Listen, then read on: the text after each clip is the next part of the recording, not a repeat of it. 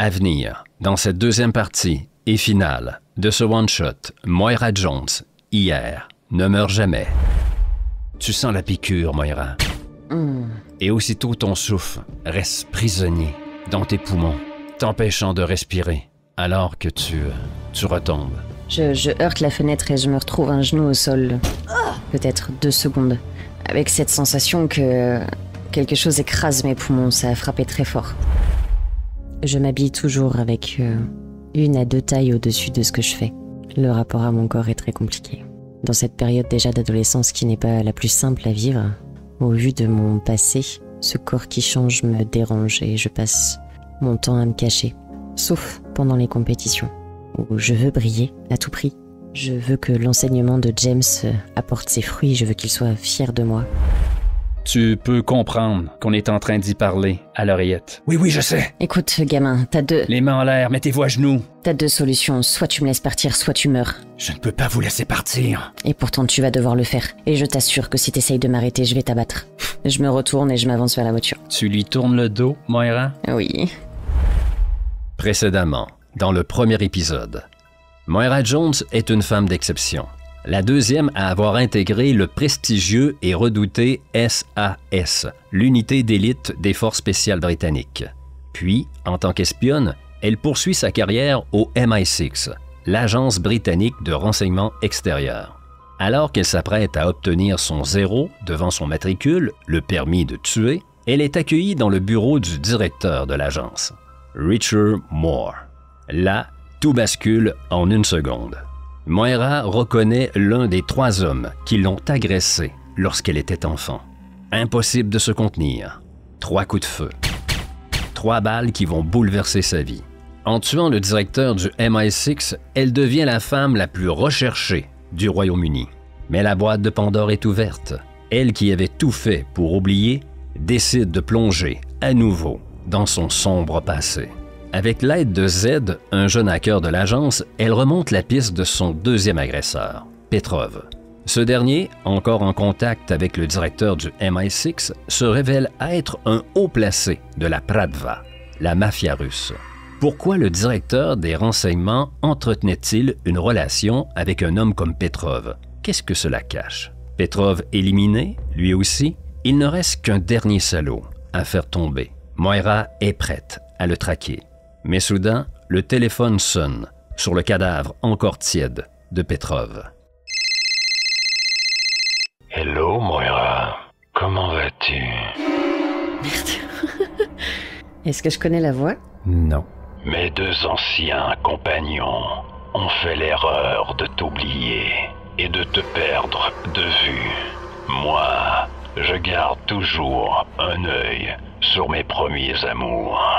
Tu sais que je vais te retrouver toi aussi. D'une façon ou d'une autre, je finirai par te retrouver. Moira, tu ne comprends pas. Tu n'as pas besoin de me traquer. C'est moi, le prédateur. Et toi, tu seras toujours ma proie. Une seule chose reste à faire. Retourner là où tout a commencé.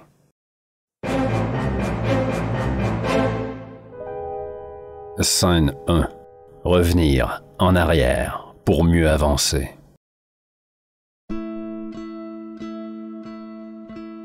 Fin de l'été, dans la région de Moira, au nord de l'Écosse, il fait 18 degrés. Dans 15 minutes environ, tu seras de retour à Port Gordon, le village de 800 âmes qui t'a vu naître et grandir. Tout d'abord, Moira, peux-tu nous rappeler à quoi tu ressembles alors que tu es au volant de cette voiture? À l'heure actuelle, je suis blonde décolorée. J'ai troqué mes cheveux noirs ébène contre une couleur beaucoup plus claire. J'ai coupé mes cheveux aussi et je porte un jean et un pull. J'ai essayé de changer mon look. Et j'ai également conservé le bonnet que j'avais sur la tête. Tu es méconnaissable? Il me semble. On pourrait croire que retourner dans ton village d'enfance est suicidaire pour la femme la plus recherchée du Royaume-Uni. Toi qui as tué de 3 balles dans le torse le directeur du MI6, les services de renseignement britanniques. Mais c'est loin d'être bête comme idée. parce que tu es une espionne qui a obtenu son 0 devant son matricule, hein, le permis de tuer, et qui a la capacité de disparaître et de traverser les frontières. Et après un tel exploit, le meurtre de l'une des 10 personnes les plus puissantes du Royaume-Uni, tout le monde quitterait l'endroit pour gagner un autre pays, voire un autre continent. Donc, certainement, il y aura des agents du MI6 à Port Gordon, le village de ton enfance, peut-être 1, 2 ou 3, mais ce n'est rien à comparer à la surveillance qu'il y aura dans les aéroports et les ports. Oui. Vraiment pas bête. Mais la question demeure, pourquoi aller à Port Gordon? Parce que je n'ai aucun indice sur cette troisième personne. Je n'ai rien pour raccrocher un quelconque souvenir ou une quelconque information. Alors après avoir réfléchi quelque temps, en ayant quitté Petrov et après m'être arrêté de nombreuses fois sur la route en me demandant si je faisais pas une erreur, j'ai décidé de retourner voir ma mère, parce que c'est certainement la dernière personne qui sait où se trouve ce troisième agresseur. Ah oui, c'est vrai. Elle était complice de cette agression Oui. qui s'est passée alors que tu avais 8 ans. Exact. Donc il y a de fortes chances qu'elle connaissait ces 3 hommes, qu'elle connaissait Moore, Petrov et le dernier qui nous est inconnu. Et ce dernier menace de te traquer comme un gibier. Il y aurait eu peut-être ton oncle Sidney, mais lui, dès l'âge de 10 ans, il a disparu, c'est ça? Plus aucune nouvelle? C'est ça. En tout cas, je n'en ai pas eu jusqu'à maintenant. Mais il semble que la vie soit farceuse avec moi ces dernières 48 heures. Alors je ne perds pas espoir. Tu roules sur une route de campagne étroite. Elles le sont toutes, ici. Au-dessus de toi et de ta voiture, un plafond de nuages gris et bas semble te suivre, lourd, à peu près comme tes souvenirs de cet endroit. Une pluie fine vient ruisseler sur le pare-brise, timide mais insistante. Par l'entrebâillement de ta fenêtre, l'air s'infiltre, chargé d'un parfum mêlé de fleurs, de sel marin et de tourbe humide. Une odeur ancienne, familière, qui te ramène des années en arrière. À quand remonte ton dernier passage à Port Gordon? C'était il y a 14 ans. Le jour de mes 18 ans, j'ai fait une valise et j'ai quitté cette maison. Mais je n'y suis jamais retournée. Ta mère y est restée, donc ça fait 14 ans que tu n'as pas vu ta mère? Exact. J'ai eu quelques nouvelles par James, mon mentor en kickboxing, me disant qu'elle avait été hospitalisée en maison de repos. Et à l'époque, j'avais refusé cette information, mais visiblement, elle s'est installée quand même dans ma mémoire. Ce qui m'arrange, je sais où la trouver. Je suis curieux, là, parce que suite à l'agression qui a eu lieu dans votre sous-sol, t'es resté à Port Gordon jusqu'à tes 18 ans. La coexistence avec ta mère, ça a dû être difficile ou dès l'après-agression, t'as fait une espèce de blackout, t'as oublié l'incident? Comment ça s'est déroulé? Quel genre de relation t'as avec ta mère?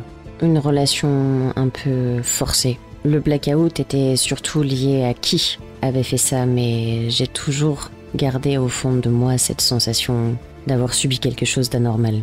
Si j'y repense là maintenant, elle était peut-être un peu honteuse, effectivement. Peut-être un peu maladroite dans sa façon d'essayer de me parler. Et de mon côté, je l'ignorais royalement. Est-ce que t'as nourri quand même un sentiment de trahison face à ta mère? Bien sûr, bien sûr. T'es-tu déjà posé la question pourquoi elle avait fait ça? On sait que ta mère, on l'a vu dans le premier chapitre, traînait souvent sur elle une odeur de whisky. Elle était alcoolique. Est-ce qu'il y avait plus, selon toi? Peut-être. Je n'ai jamais analysé les raisons. Ce serait rassurant de me dire que c'était pour quelques produits plutôt que par cruauté pure. Je vais peut-être décider de m'accrocher à cette raison-là. À mesure que tu approches, le paysage s'ouvre. Les champs verdoyants s'étendent à perte de vue, s'inclinant doucement vers la mer du Nord. Des murets de pierre serpentent entre les vastes pâturages où pèsent des moutons laineux, indifférents au passage du temps. Tout est comme dans tes souvenirs d'enfance, Moira. Rien n'a vraiment changé ici, loin du monde et de ses préoccupations. C'est rassurant ou c'est inquiétant? C'est déconcertant. J'aurais pu parier que cette ville était restée exactement telle qu'elle. Rien ne bouge ici, rien ne change. Je m'attends à revoir les mêmes visages vieillis que ceux qui ont peuplé mon enfance. Ça m'arracherait presque un sourire au volant de ma voiture d'imaginer le boulanger, le pharmacien, avec 15 ans de plus. Mais ils seront sûrement exactement à la même place que la dernière fois que je les ai vus. Il y a fort à parler, effectivement. Tu as parlé de la voiture. Qu'est-ce que tu conduis?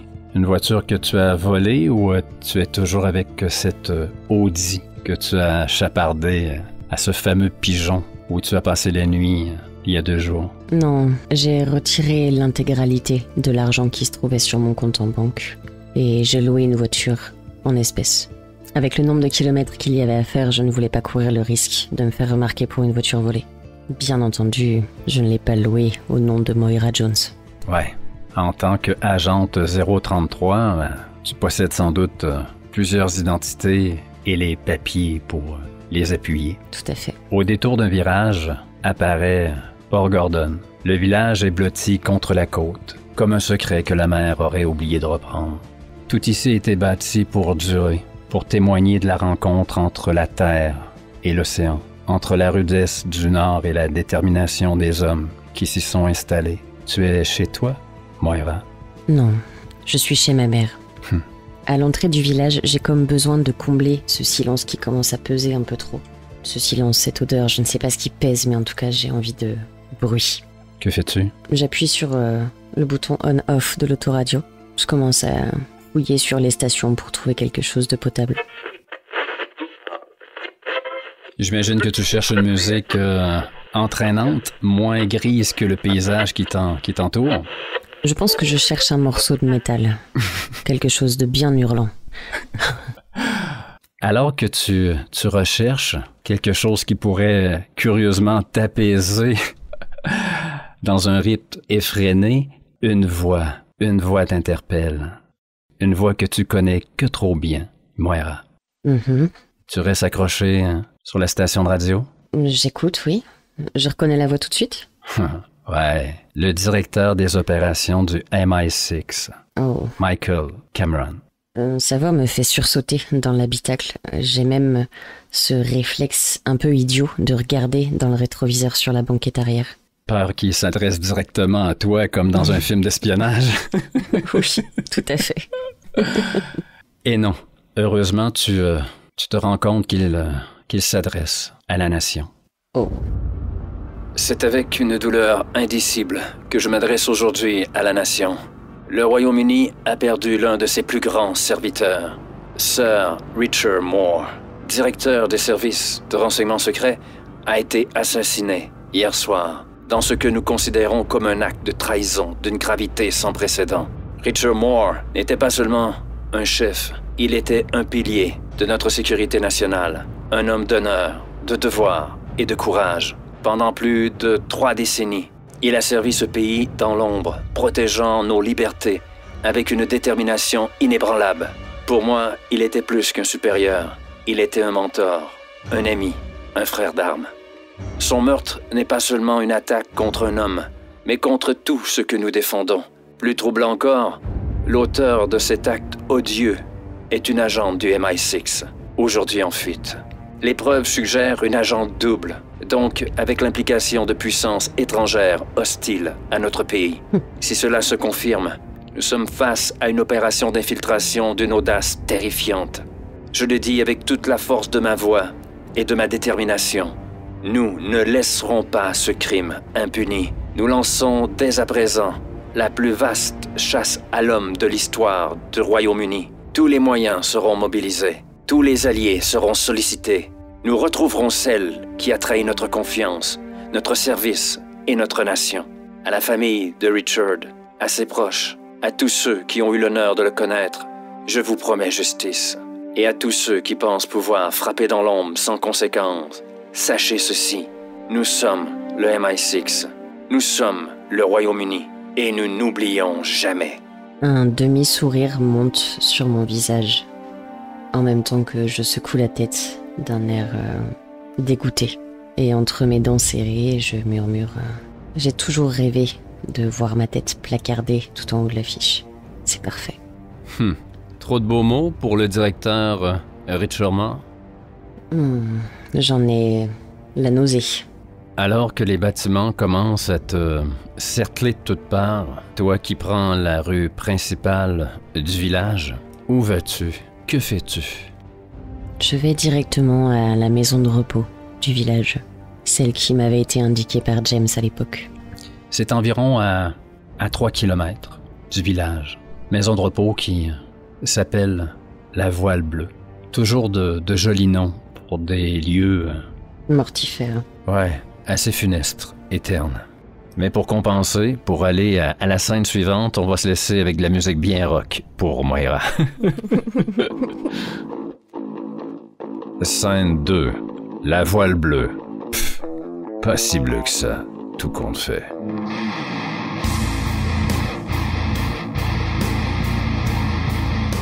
Je me gare le long du bâtiment.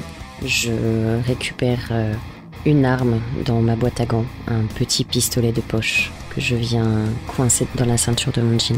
Et je sors de ma voiture.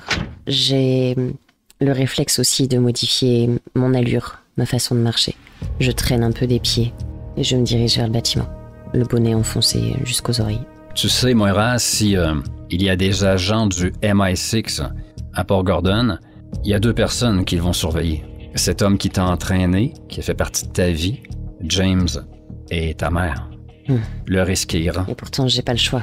Il me faut des informations et il n'y a qu'elle qui pourra en avoir. Je suis même pas sûre qu'elle soit en capacité de me les donner. Je sais pas du tout dans quel état elle va être. James, à l'époque, m'avait parlé d'une dépression qui durait depuis de nombreuses années. C'était presque comique à entendre. C'était suite à un AVC, je crois. Hein? Effectivement, et peut-être à une prise de conscience. Un peu tard, non? Après 24 ans? Exact. Trop tard, en tout cas. Alors que tu avances vers le bâtiment, tu le vois lentement apparaître à travers le branchage des rares feuillus que l'on retrouve ici. Un bâtiment assez récent, bâtiment qui n'existait pas au moment où tu as quitté Port Gordon il y a 14 ans. C'est assez vaste comme terrain, gazonné, aménagé pour le repos des gens qui y résident. Et c'est sur 3 étages. La pluie a cessé, mais les nuages sombres menacent encore au-dessus de toi. Puis, tu commences à voir apparaître sur le terrain, ici et là, des patients accompagnés d'aides-soignants et les font marcher. J'observe surtout si je reconnais des agents ou si un des comportements de ces soi-disant employés me paraît suspect. Ah ben là, on s'en va au premier jet. Ça y est, Moira, en esprit, à quoi ça ressemble chez toi? J'ai excellent. Repérer des agents. Tu as cette capacité, oui, effectivement. À excellent, Oui. t'as un léger avantage. Ce sera pas facile, mais quand même, 60% de chance de détecter quelque chose s'il y a quelque chose à détecter. J'ai fait 2.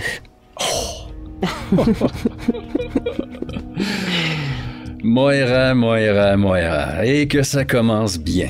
Je dois déjà abattre mes cartes. Écoute, ils sont louches. Ce tailleur, ce jardinier avec son casque d'écoute sur la tête. Cet homme d'entretien qui a soulevé un peu le tracteur pour aller bidouiller le dessous de la tondeuse. Et l'un des hommes qui fait marcher une dame âgée. C'est amusant parce que si tu les avais regardés un après l'autre, peut-être que tu n'aurais rien vu. Mais c'est le fait que, comme tu as une vision d'ensemble sur la toile, sur cette scène, c'est presque simultanément que ces 3 hommes, l'aide-soignant, le jardinier et l'homme d'entretien en bleu de travail, se sont retournés vers toi. Intérieurement, je ne suis pas très bien, mais j'ai cette faculté quand même de contrôler, de me contrôler. Et surtout, je sais que mon apparence a totalement changé par rapport à ce qu'ils s'attendent à voir si on tombait l'un en face de l'autre. Donc je continue ma marche vers le bâtiment et là où j'aurais peut-être envisagé d'aller à l'accueil, je vais directement rentrer comme si je savais très bien où je vais. Et je vais me diriger dans le premier couloir que je trouve à la recherche d'une salle de pause ou d'un bureau d'infirmière. C'est bien joué. Parce qu'effectivement, ils sont au courant du dossier, donc ils savent que ça fait 14 ans que tu n'as pas mis les pieds à Port Gordon et que ce bâtiment n'existait pas et que tu n'as jamais visité ta mère. Le MI6, c'est tout. Et le fait que tu entres comme si tu allais visiter quelqu'un que tu as l'habitude d'aller voir, ça peut mettre un doute. Ça peut te donner, je dirais, un peu de temps. Je vais chercher en fait un bureau. Alors ce que je cherche vraiment, c'est un endroit où ces personnes viennent chercher leur courrier. Et je veux trouver le numéro de la chambre de cette façon-là. C'est très bien pensé, Moira, mais tu vas trouver quelque chose de plus simple encore. Tu vois des crochets pour mettre des manteaux ainsi que des casiers pour les chaussures et tout est identifié avec les numéros de chambre. Sans doute qu'il y a des gens ici qui souffrent d'Alzheimer ou de troubles cognitifs. Ok, parfait. Donc, on a tout un système d'identification, sans doute pour aider les gens qui y résident, mais aussi les aides-soignants. Ok. Eh bien, je jette un œil sur ces casiers de manteaux. C'est certainement la première chose que je croise. Et je cherche le nom de Jones et surtout le numéro de la chambre qui est à côté. Après avoir passé devant la réceptionniste, il te suffit de faire une dizaine de casiers avant de tomber sur celui de ta mère. Parfait. Dis-moi, quel est le prénom de ta mère déjà? Et c'est bien elle là, qui est d'origine asiatique. Tout à fait. Elle s'appelle Lee May. L'email Jones, chambre 333, ce qui indique qu'elle est au 3e étage, 3e et dernier. Je vise l'ascenseur. J'appuie sur le bouton et j'écoute si des voix en sortent alors qu'ils s'approchent. Aucune voix. Toujours discrètement. Le son de cloche qui signale l'arrivée de l'ascenseur. Elle s'ouvre sur un compartiment vide. Parfait. Alors que la porte se referme, tout au bout du couloir, tu vois le jardinier entrer par la porte principale, venir s'accouder sur le comptoir d'accueil, comme s'il venait flirter un peu avec la femme qui s'y trouve. Mais clairement, il a jeté un regard vers toi alors que les portes se ferment. Et j'ai pris un air totalement détaché en le voyant entrer, en regardant les affiches qui sont placardées dans l'ascenseur. Sitôt la porte fermée, j'appuie sur le bouton du 2e étage. Ah? Je ne veux pas qu'il sache où est-ce que je descends. Très très bonne idée, encore une fois, Moira. Et Ginny, mais tu commences à me faire peur. On dirait une vraie espionne. Si on voulait jouer méta, on entendrait ce jardinier poser la question à cette réceptionniste. Vous avez déjà vu cette dame? Non, c'est la première fois que je la vois. Et on voit le doute se peindre sur le visage de l'homme d'une trentaine d'années. Et avançant lentement vers l'ascenseur, il voit le voyant qui indique que tu as gagné le 2e étage. Encore un doute dans sa tête. Tu gagnes du temps, Moira, c'est bon. Et je sors réellement au 2e étage. Je termine par les escaliers. On entend tes pas résonner dans la cage d'escalier. La porte coupe-feu qui s'ouvre, donnant sur les couloirs. Tu te diriges vers la porte 333. J'ai un doute sur le fait qu'elle soit en soins là tout de suite et j'aimerais qu'elle soit seule au moment où je rentre. Donc je regarde si potentiellement une infirmière est à l'intérieur avec elle. Très bien vu, Moira. Mais non, rien dans le couloir. Tout est désert. Ok, parfait. Dis-moi, Moira, ça fait 14 ans que tu n'as pas vu ta mère. Aucun mot échangé. Les seules nouvelles que tu as prises, c'est par l'entremise de James, ton entraîneur. Comment te sens-tu présentement? Est-ce qu'il y a un sentiment qui t'habite? Est-ce que tu redoutes cette rencontre ou tu abordes ça de manière plus froidement? Je pense que pour l'instant, il n'y a aucun état émotionnel puisque je suis comme robotisée. En mode espionne. En mode survie. Au moment où j'ouvrirai la porte, peut-être qu'on pourra en reparler. Tu approches de cette porte. Arrivé devant la chambre 333, j'ouvre la porte directement, sans frapper. Alors que ta main touche la poignée de porte, tu vois au fond du corridor l'ascenseur qui est descendu d'abord au rez-de-chaussée, puis est remonté jusqu'au 2e étage, en dessous. Clairement, le jardinier est en train de suivre ton parcours. Je sais que j'ai pas beaucoup de temps. Vraiment pas beaucoup de temps. J'ouvre, je rentre, je referme. Et ensuite seulement, je regarde à l'intérieur. Tu es accueilli par une odeur de médicaments, mais aussi une odeur familière, celle de repas traditionnels chinois. Est-ce que c'est des appartements où ils font quand même à manger? Oui, tu vois qu'il y a une petite cuisinette et que c'est aménagé peut-être pour des gens qui sont semi-autonomes, si c'est le cas. Ça veut pas dire que ta mère l'est, elle. D'accord, ok. Puisque c'est plutôt un appartement pour des personnes un peu autonomes, je regarde si la porte peut fermer à clé de l'intérieur. Ouais. Je ferme le loquet. Et enfin, je rentre dans l'appartement. Avec cette odeur qui vient comme directement agir sur mon ventre. Une boule de tristesse et d'angoisse remonte jusque dans ma gorge. Le bruit d'un rocking chair qui grince et cette silhouette qui se balance devant une baie vitrée qui donne accès à un balcon.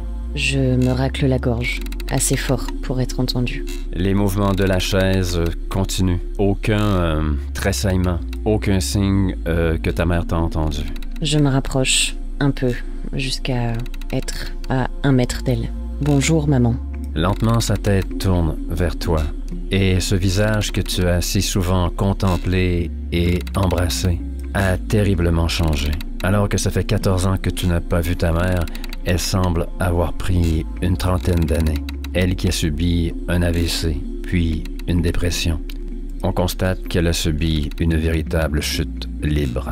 J'observe cette femme et ce visage en me disant que je ressens quand même encore de la tendresse pour cette femme qui a ruiné ma vie. Je ne sais pas comment. Je trouve soudain l'être humain tellement faible et la colère prend le dessus par rapport à tout le reste en la revoyant. Ah, on l'a notre état émotionnel là. Oh oui. On coche, ça pourra toujours servir si t'en as besoin. Et ce sera colère contrariée, bien sûr. Bien sûr. Je m'assois en face d'elle, en face de ce rocking chair sur le bord de la fenêtre. Tu te souviens de moi? Ses yeux plongent dans les tiens. Ses yeux qui s'humidifient. Lorsqu'elle ouvre la bouche, tu y vois quelque chose à l'intérieur de violacé qui prend toute la place dans sa gueule. Tu réalises que ta mère a perdu la moitié de sa langue. La partie qui reste est très enflée et ça semble assez récent.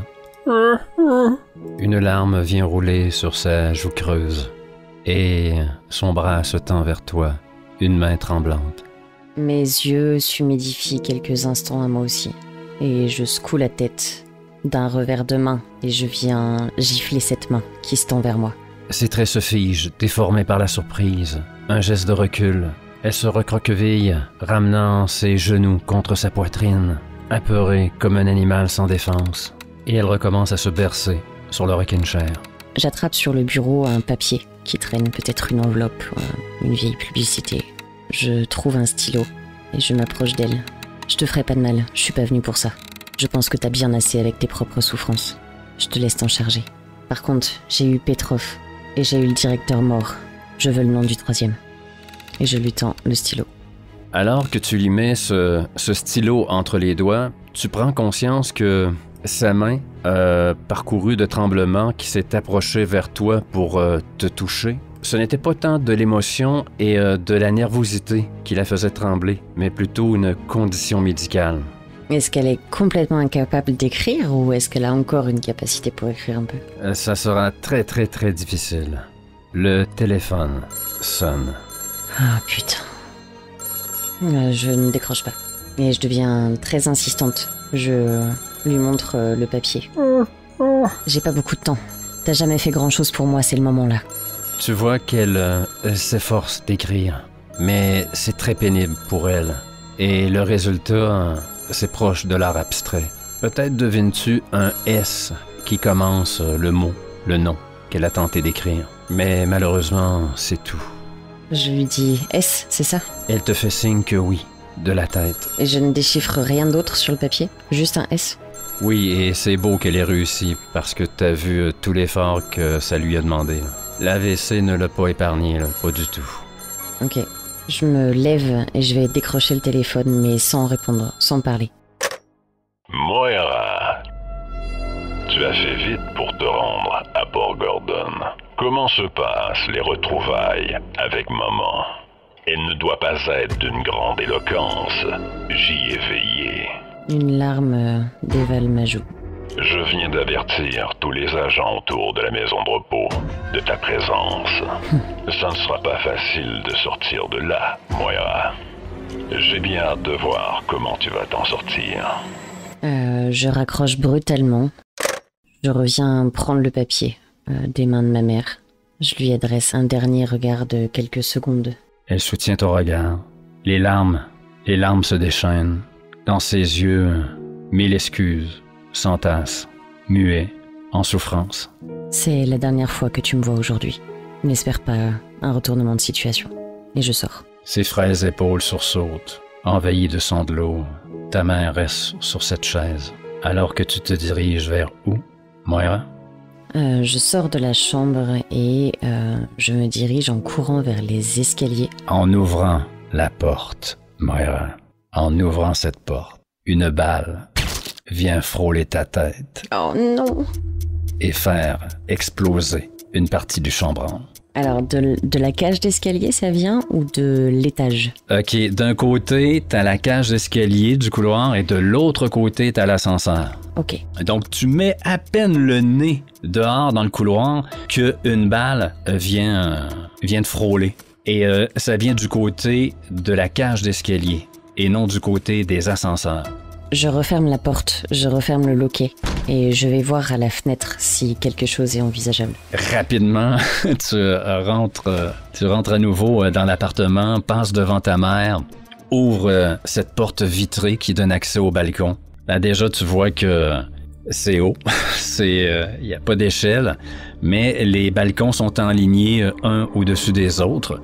Mais tu reconnais sur le gazon, à travers les arbres, ce bleu de travail de l'homme d'entretien.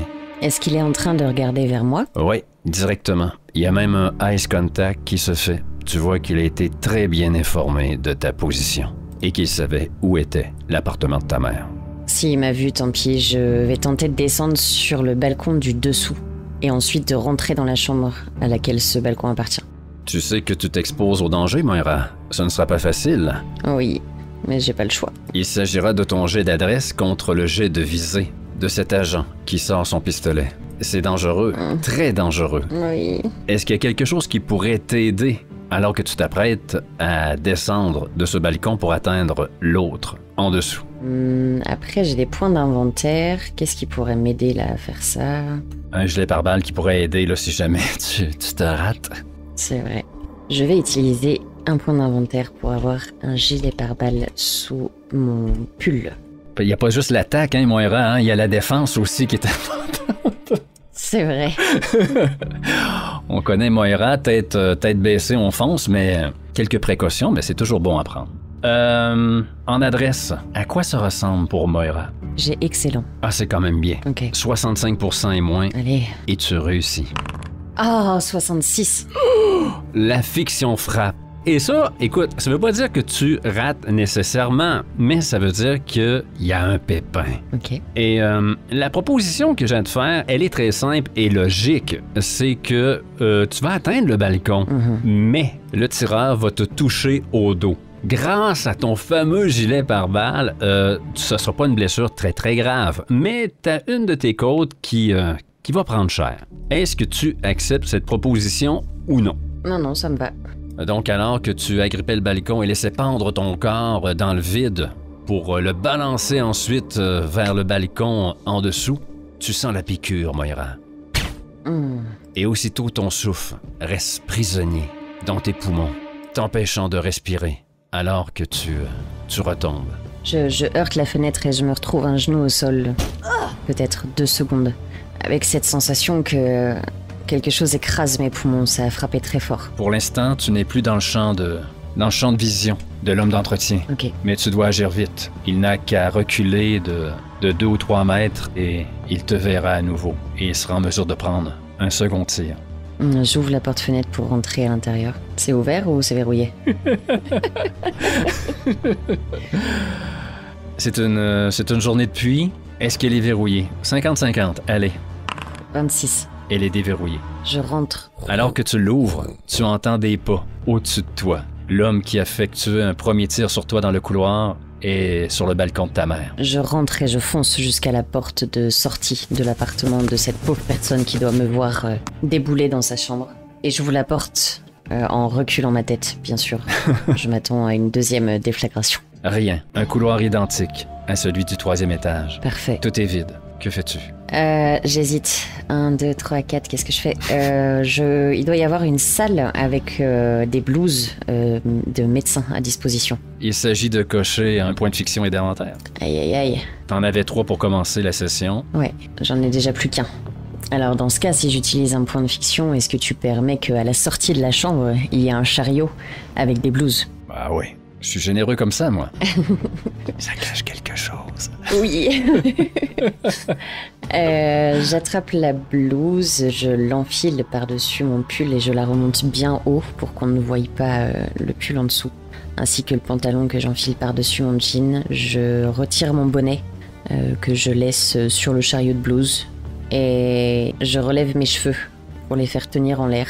Et je prends un masque chirurgical qui vient recouvrir mon nez et ma bouche. Tout est là pour que ça réussisse. Oui, j'espère. Et là, étant donné que t'es un chariot, j'imagine que tu prends la direction des ascenseurs. Exactement, et je pousse le chariot avec moi, comme si je transportais ces choses-là, bien sûr. Tu y rentres. La descente jusqu'au rez-de-chaussée te semble interminable. Effectivement, et j'essaye de me concentrer sur les battements de mon cœur qui ont bien du mal à rester calmes. Et malheureusement, dans cet ascenseur, pas de musique métal. Rien du tout pour t'apaiser.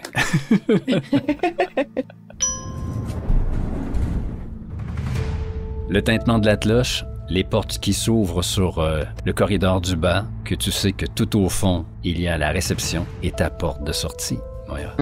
Et comme tu as disparu au 2e étage, devant cet homme d'entretien avec le bleu de travail, il y a de fortes chances que cet homme entre à l'intérieur, que tu le croises. C'est pour ça que je vais chercher plutôt les cuisines, qui ont forcément un accès extérieur pour les livraisons. Bien pensé, agente 033. Je pousse mon chariot. En sortant de l'ascenseur, je prends tout de suite à droite plutôt que d'aller tout droit vers la sortie. Tu franchis une première salle qui est une vaste salle à manger et les cuisines sont tout au fond. Parfait, je m'y rends en essayant de garder une allure détachée, comme si vraiment je remplissais mes fonctions, tout simplement.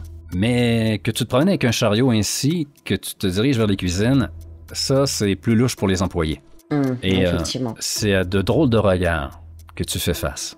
De la part des gens qui sont en train de mettre les couverts sur la table, de préparer les gens pour le repas. Peu importe, j'en ai pour quelques minutes et arrivé au fond de la salle à manger, j'abandonne mon chariot et je rentre dans les cuisines. Tu y es, à travers une demi-douzaine de membres du personnel qui s'activent devant les fourneaux. Je traverse la cuisine jusqu'aux portes qui donnent à l'extérieur. Tu y arrives. Je retire la blouse, le pantalon. Encore une fois, tu as le droit à des regards de la part des cuisiniers et des aides cuisiniers, mais sans plus. Et je sors, donc en jean, pull et cheveux blonds. Avec un peu de chance, ils vont chercher un bonnet noir. L'air frais t'accueille et cet éclairage gris d'une journée pluvieuse. Tu es sur le côté du bâtiment, tout près du garage où l'homme d'entretien rafistolait le tracteur.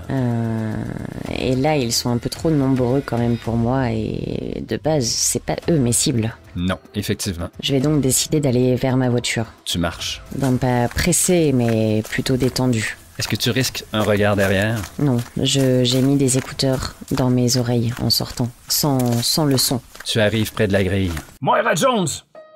Je ne me retourne pas, j'avance. Arrêtez ou je tire! Je hoche la tête, comme si j'écoutais la musique. Je vais tirer, Moira Jones! Je retire un écouteur, je me retourne.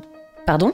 Vous m'avez appelé? Tu vois l'aide-soignant que tu as vu faire marcher la dame âgée lorsque t'es arrivé. Il tient son pistolet à 2 mains. Il est assez jeune, sans doute. N'a-t-il pas son 0 devant son matricule? Tu peux comprendre qu'on est en train d'y parler à l'oreillette. Oui, je sais. Écoute, gamin, t'as deux... Les mains en l'air, mettez-vous à genoux. T'as 2 solutions, soit tu me laisses partir, soit tu meurs. Je ne peux pas vous laisser partir. Et pourtant tu vas devoir le faire. Et je t'assure que si t'essayes de m'arrêter, je vais t'abattre.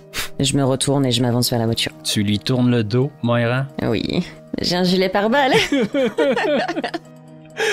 OK. Là, moi, ce que j'ai vu, c'est une joute sociale. Ok. Est-ce que t'as réussi à impressionner ce gamin? C'est là qu'on va le savoir. Oh, avec présence. Et c'est pas ta force, la présence. Moira, c'est pas ta force. Non. J'ai moyen en présence. Je te le dis tout de suite. Là, c'est le temps de tirer fort, Moira. OK? Ouais. T'as joué sur ta réputation. T'as joué sur ce que tu étais. Tu as joué sur le fait que c'était un jeune agent. Est-ce que ça va fonctionner? Ta chance, c'est que c'est une recrue qu'on a vite dépêchée dans sans doute l'endroit le plus improbable où tu pouvais te trouver. Donc, c'est pas les meilleurs qu'on a envoyés là. Oui. Les chances que tu retournes te cacher là où que tout le monde sait que t'as grandi, c'est complètement stupide pour le MI6. Lui aussi est à moyen, en esprit et en présence. OK. Donc, c'est 50-50, Moira. Oui! Quoi? 43. Tu as réussi à impressionner ce jeune homme, ce jeune agent. Mais, parce qu'on est dans la zone du mais, quel pourrait être ce petit pépin? J'aurais une idée. Tu me laisses aller? Allez. Certes, c'est un jeune agent inexpérimenté et tu l'impressionnes. Mais il a le sens du devoir. Et merde! Rapidement, il réengaine son pistolet et sort des liens de contention, des serre-poignets en plastique. En quelques enjambées, il s'est rapproché de toi, et comme il n'y va pas dans la discrétion, tu l'as entendu. Que fais-tu, Moira? Je sors mon arme dans la ceinture de mon jean et je le braque. Je vise la tête. Tu arrêtes sa course? Bien, du moins, je le vise en pleine tête. Après, je sais pas ce qu'il va faire, mais... C'est les dés qui vont nous dire qu'est-ce qui se passe. OK. Il allait se jeter sur toi avec un jet de mêlée, tu le menaces avec un jet de visée. Tu es à formidable, si je me trompe pas. Je suis à formidable, tout à fait. Contre cet agent, ça va être quand même assez facile. 75 et moins. Et c'est toi qui as la main. C'est toi qui me raconte qu'est-ce qui arrive. 52. Je me retourne d'un geste, ma main passe dans le dos et en une seconde, il se retrouve avec le canon du pistolet qui vise entre ses deux yeux. Ah, le con! J'ai les dents serrées, j'ai la colère qui monte, j'ai beaucoup trop d'émotions là qui se sont percutées les unes avec les autres. Je te jure, gamin, c'est pas le moment. Et je continue à reculer jusqu'à la voiture en le tenant en joue. Les mains légèrement haussées de chaque côté, paumes ouvertes, il te regarde partir. Ah, et puis merde! Comment on finit cette scène? Une voiture de location qui prend un chemin caouteux avec une piste de métal hurlant.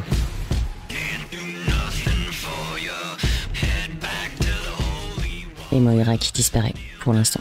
Et on te délaisse pour revoir ce jeune agent, toujours sur place, les bras pendants de chaque côté de son corps. Et de part et d'autre viennent le flanquer les deux autres agents, le jardinier et l'homme en bleu de travail. Tu l'as vu partir? T'as pas réussi à l'arrêter? Non, elle était trop rapide.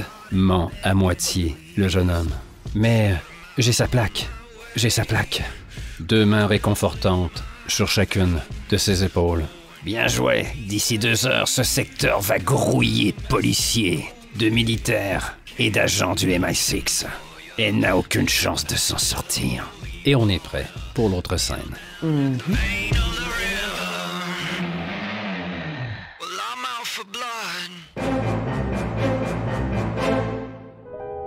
Scène 3.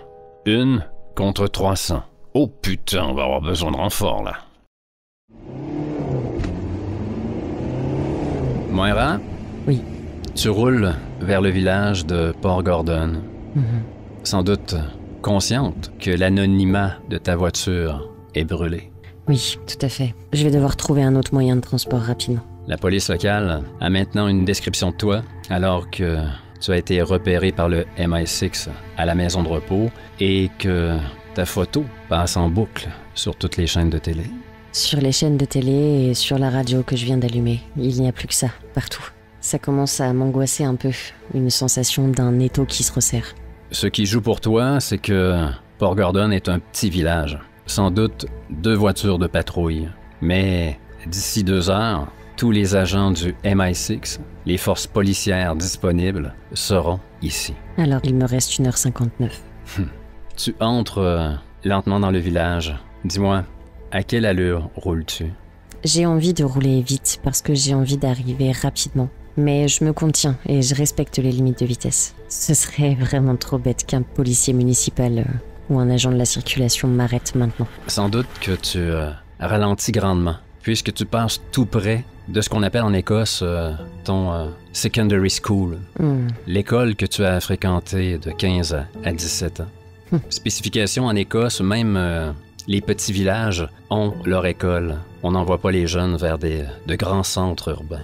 C'est étrange de revoir ce bâtiment des années après.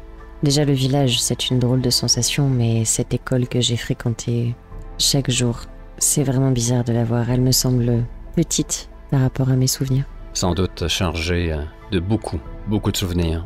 Oui. Des souvenirs heureux et peut-être moins heureux. Mhm. C'est l'endroit, entre autres, où il y avait tes compétitions de kickboxing Oui, tout à fait. qui s'y déroulaient en soirée. Mhm. Je te propose un flashback, Ginny. Avec plaisir. Allons-y. À la vue de cette école, un moment te revient. Un moment après une compétition importante qui aurait pu changer ton parcours. Dis-moi, alors que on te voit seul derrière cette école, que la soirée est bien avancée, que la compétition vient de se terminer, est-ce que tu as gagné ou tu as perdu? Je revois très bien cette soirée-là. Ce soir, effectivement, où je suis restée seule pendant quelques heures dans l'obscurité. Et j'ai perdu ce soir-là, effectivement. Qu'est-ce qu'on voit? Comment, à 17 ans, Moira a pris cette dure défaite, cette 4e position, juste en bas du podium? On me voit dans des vêtements beaucoup trop grands. Je m'habille toujours avec 1 à 2 tailles au-dessus de ce que je fais. Le rapport à mon corps est très compliqué. Dans cette période déjà d'adolescence qui n'est pas la plus simple à vivre, au vu de mon passé, ce corps qui change me dérange et je passe mon temps à me cacher. Sauf pendant les compétitions, où je veux briller à tout prix. Je veux que l'enseignement de James apporte ses fruits, je veux qu'il soit fier de moi. Et ce soir-là, j'ai la sensation de l'avoir déçu. Que fais-tu? Je marche le long du bâtiment. Je tape dans un vieux caillou qui traîne par là. Une lourde déception, mes épaules sont vraiment relâchées vers le bas, la tête baissée, quelques accès de colère qui me font taper dans ce que je croise, un caillou, une canette. Tu crois que cette pauvre canette est en mesure de te rendre les coups? Une voix derrière toi. Je sursaute et je me retourne vivement. Les mains dans les poches, James te regarde. Comment tu sais que j'étais là? Je commence à te connaître, Moira. Ça sert à rien de broyer du noir le restant de la soirée. Tu sais qu'il y en a qui sont en train de fêter alors qu'ils se sont classés plus bas que toi. J'ai pas grand-chose à fêter. Pourquoi je fêterais quoi que ce soit ce soir? Avec qui j'irais fêter ça? Fêter une 4e place? La pire de toutes. Tu sais pourquoi tu as perdu? Parce que je suis mauvaise? Parce que je suis bonne à rien? Parce que peut-être que ma plus grande capacité est de décevoir les gens qui prennent du temps pour moi? Je sais pas, un des 3. James secoue la tête et s'assoit sur le trottoir. C'est parce qu'il y a des règles dans les compétitions de sport de combat, Moira. Ce n'est pas réel. Ce n'est pas la vraie vie. Tu sais quoi? Dans une ruelle, si tu croisais les 3 meilleures filles de la compétition de ce soir, tu leur botterais le cul à toutes. Et en même temps... Je me suis approchée doucement et je viens m'asseoir à côté de lui, sur le trottoir. Les 3 en même temps. D'une main, il va chercher le paquet de cigarettes dans la poche, à sa poitrine. Il sort une clope. Je tends la T'entends main. une. Parfait. Tu lis dans mes pensées. Je la prends. Il sort son briquet. L'espace d'un instant, ton visage est éclairé par la flamme qui allume ta cigarette. Merci. Dans la vie, dans le réel, avec les seules règles de la survie, tu es la meilleure. Aussi fou que ça puisse paraître. Et là, tu vois qu'il se détend un peu. Il vient même se reculer un peu, le torse vers l'arrière, appuyer ses 2 mains, les mettre dans l'herbe, regarder les étoiles. Aussi fou que ça puisse paraître, les moments où je me suis senti le plus vivant dans ma vie, Moira, c'est lorsque j'ai frôlé la mort, dans les forces spéciales militaires, du 22 SAS, dans l'armée. Je n'ai jamais été plus vivant que dans ces moments-là. Jamais été aussi bien et aussi heureux. Ces phrases résonnent dans ma tête. Je ne réponds pas, mais je hoche la tête de haut en bas. Toujours en regardant les étoiles, il serait peut-être temps de réfléchir à ce que tu veux faire de ton avenir. Je crois sincèrement que Port Gordon est beaucoup trop petit pour toi, fillette, ainsi que l'Écosse. Ouais, un large sourire sur ce visage. Je viens entourer son bras avec les miens et poser ma tête sur son épaule, comme une enfant le ferait. Mais si je quitte Port Gordon, est-ce que je vais te perdre toi aussi? Je ne serai jamais loin, dis-toi. Un coup de fil, et je suis là. Je serai toujours là, Moira. Ma tête s'affaisse un peu plus lourdement sur son épaule, et je regarde le ciel avec lui, tout en tirant une latte sur ma cigarette. Est-ce qu'on termine le flashback là? On le termine là, mais peut-être qu'on peut avoir un fondu et un mégot de cigarette qui vient heurter le bitume et qui projette quelques étincelles rouges. La caméra remonte et on retrouve Moira qui vient de descendre de la voiture, qui vient de se garer devant la salle d'entraînement. Tu es passé devant ton école, puis tu as roulé jusqu'à cette rue où se trouve cette salle où tu as passé tellement d'heures à t'entraîner, à transpirer, à avoir mal, à frapper, à rendre coup pour coup. Et c'est presque le cœur un peu plus léger que je m'avance vers cette porte que je connais si bien. Comme si retrouver ce souvenir avait un côté rassurant, comme si pour une fois savoir où je dois aller m'apaisait un petit peu. Un environnement que tu contrôles parfaitement. Exactement. Sur la porte vitrée de la façade, tout aussi vitrée, une feuille collée à l'intérieur, visible pour les passants. Un message écrit à la main, fermé pour une semaine, du 25 août au 1er septembre. Je suis à mon bon vieux chalet. Signé James. Je suis à mon bon vieux chalet. C'est presque un code pour James, cet ancien du SAS. Oui. Seule une poignée de gens le savent, et pas assez pour les compter sur le doigt d'une main, mais James possède 2 chalets. Et lorsqu'il parle du bon vieux chalet, il fait allusion à celui que peu de gens devinent l'existence. Toi qui as passé tant d'années avec lui, qui a été sa protégée et qui a même suivi en partie son parcours, hein, comme ton passage au SAS, tu connais ce chalet. Parfait. J'accélère la marche et retourne à la voiture et je démarre pour rejoindre cet endroit. Je propose de faire une ellipse. On entend le moteur en premier lieu démarrer, écran noir, et on entend ce même moteur s'éteindre environ 60 minutes plus tard. Lentement, l'habitacle de ta voiture réapparaît et aussitôt le moteur arrêté, on entend le chant des oiseaux qui s'invitent à l'intérieur de ta bagnole. Devant toi, à quoi ressemble le chalet de James? Une maison en rondin au bord de l'eau, au bord d'un petit lac, là où il aime pêcher tranquillement, quand il est loin de toute civilisation. Il n'y a pas grand-chose autour, pas d'autres maisons. La route que je viens d'emprunter était un sentier. Ce chalet est vraiment perdu, difficile à trouver. La voiture de location a pris cher? Oui, je crois que je ne récupérerai pas la caution. Tu vois le pick-up de James qui est stationné à côté du chalet. Que fais-tu, Moira? Je m'avance vers la porte d'entrée d'un pas assez rapide en jetant quelques coups d'œil quand même autour de moi, même si je pense qu'il y a très peu de chances que j'ai déjà de la compagnie ici.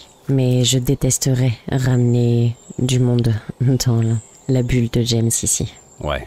Tu sais qu'il te reste encore un peu de temps, mais que le chrono tourne toujours à une vitesse folle. Je rentre directement, sans frapper. Ce n'est pas très grand.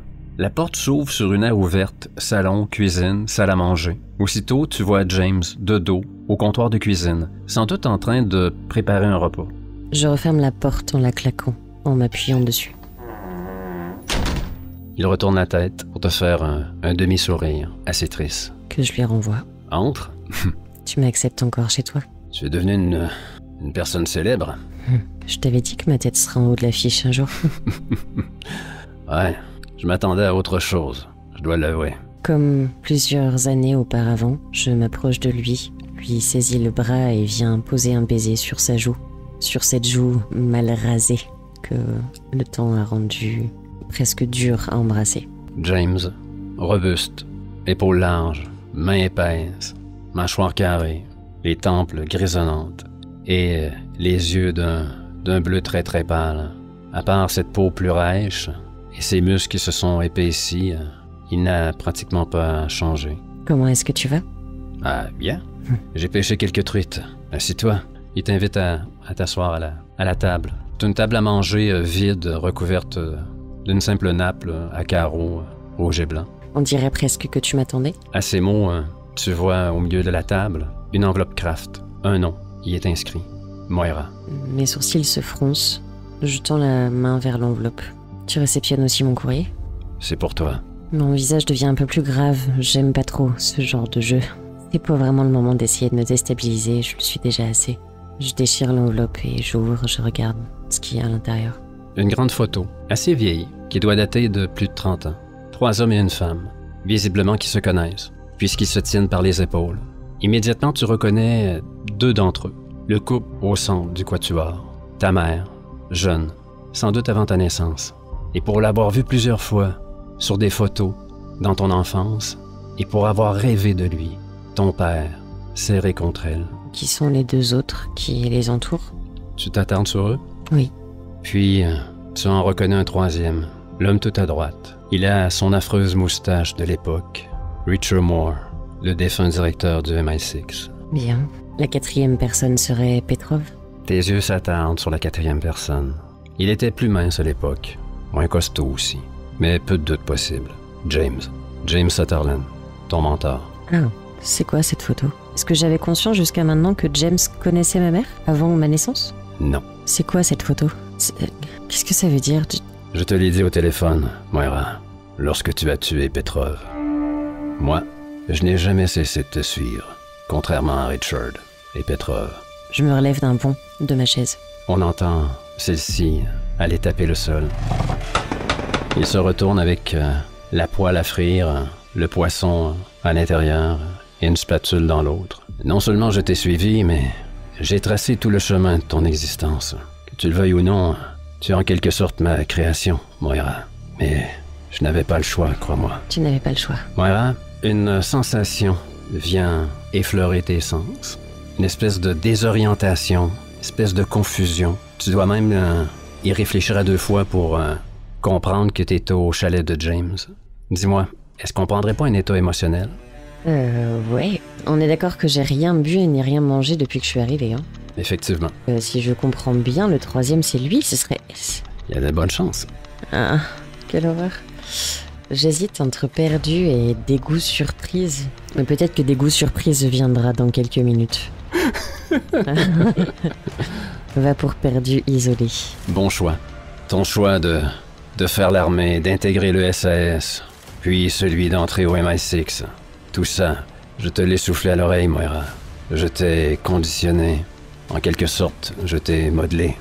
J'ai la sensation que ma carapace, mon armure, voire mon squelette, sont en train de se fondre. Que tout s'écroule à l'intérieur. Et chose très inhabituelle, on commence à voir quelques larmes perler sur le coin de mes yeux. Je suis du MI6. Tout comme l'était ton père, Moira. Je suis un 00. Enfin, sur papier.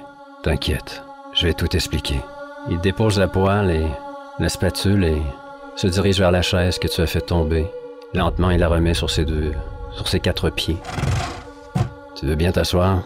Non. Est-ce que tu as toujours la photo dans les mains?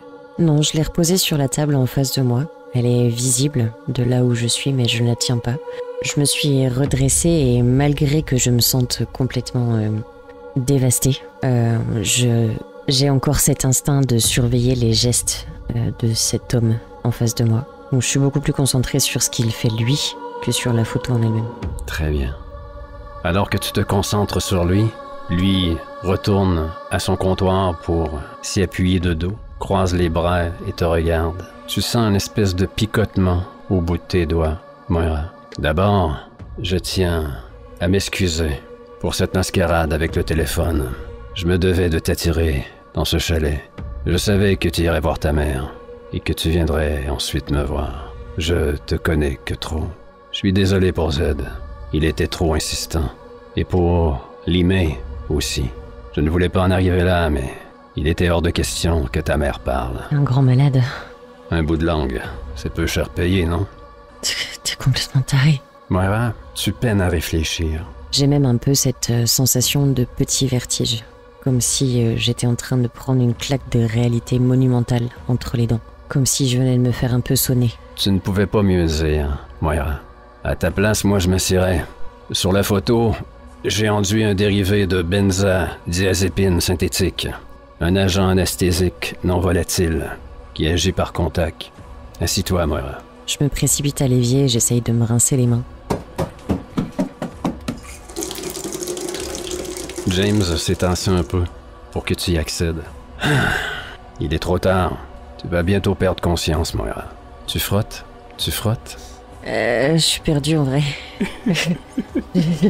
HRP, t'as touché cette photo. Ouais. HRP, tu sens ton corps défaillir. HRP, il y a une poêle à frire. Ouais, mais HRP, je te dis, ça a commencé par une désorientation, une confusion.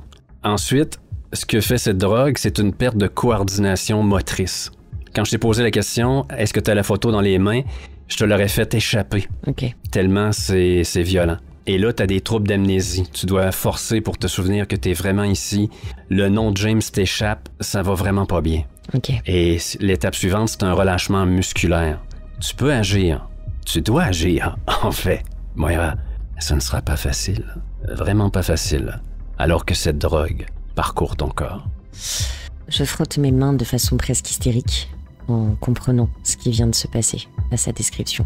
Le nom de ces produits, je les connais. Il m'arrive de m'en servir. Assis-toi, Moira, que je te raconte. Ah putain, j'ai envie de savoir ce qu'il a à dire aussi. Ah, Moira déchirée Ouais, hein? entre taper et écouter, mais c'est une première. Oui. En même temps, toute cette quête de vengeance, est-ce qu'elle serait pas peut-être un peu assouvie par le fait de savoir aussi pourquoi?